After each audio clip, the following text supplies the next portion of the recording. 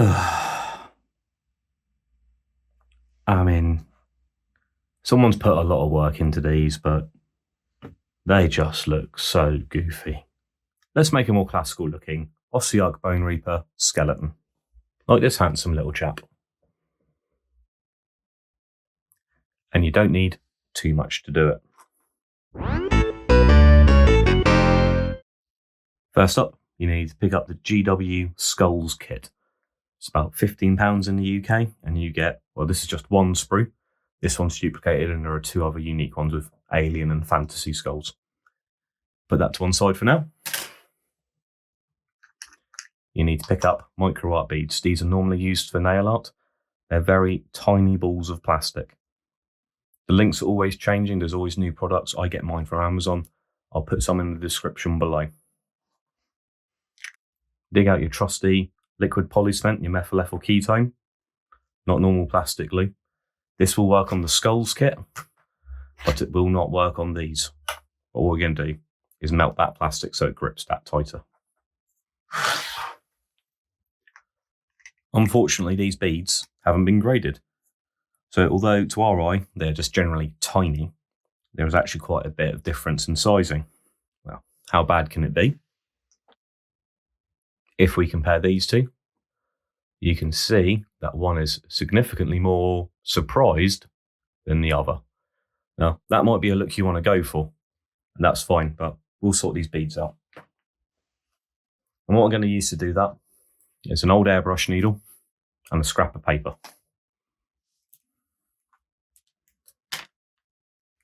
You could use an old sewing needle for this. That's probably a little bit more available. As you can see, the needle has a tapered point at the end, then a parallel shaft behind it. If we push the needle all the way through to this parallel shaft, all of the plastic beads will go through and we haven't sorted anything. Instead, what we need to do is carefully punch a hole in it and not go all the way through. Probably about halfway. Every needle has a different size. We have this tiny, literally, pinprick hole. Get something to catch all the beads that go through. I'm just going to pour a tiny amount into here.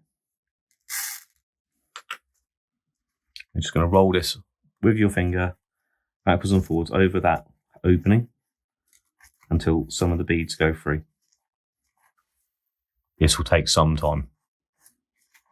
Okay, we sort that. We're going to pour the remainder back into its original housing. It might be useful for another project. And now in the bottom of this container, we can see our beads that have been sorted by size. For the next part, for ease of handling, leave the skulls on the sprue. Take the old paintbrush, wet the tip. I've used this for polycement before, so I'm definitely not sticking it in my mouth. And once it's just a little bit wet, you should be able to pick up those beads like so. And we're going to try as best we can to deposit them in the eye sockets. Do as many of those as you want to convert your Bonereapers or other skeletons. Once you get all those eyeballs in position, come in with a small amount of the polycement. Just a tiny amount on each set of eyes. Once that's all dried, you can clip them off and assemble them to the Ossiarch Bonereaper kits as normal because they have the same type of fitting, which is a smooth undersection and the flat neck. Just for the purpose of this video, I'm going to paint these free on the sprue to show you what they look like. I painted those skulls up with a couple of different techniques and some different shades on the eyes, some different glow. So that's what it looks like when you painted it. I probably wouldn't recommend the red one. It doesn't look as good as I thought it would, but the green glow works quite nicely. Well, I hope you found that useful, and I'll see you on the next one.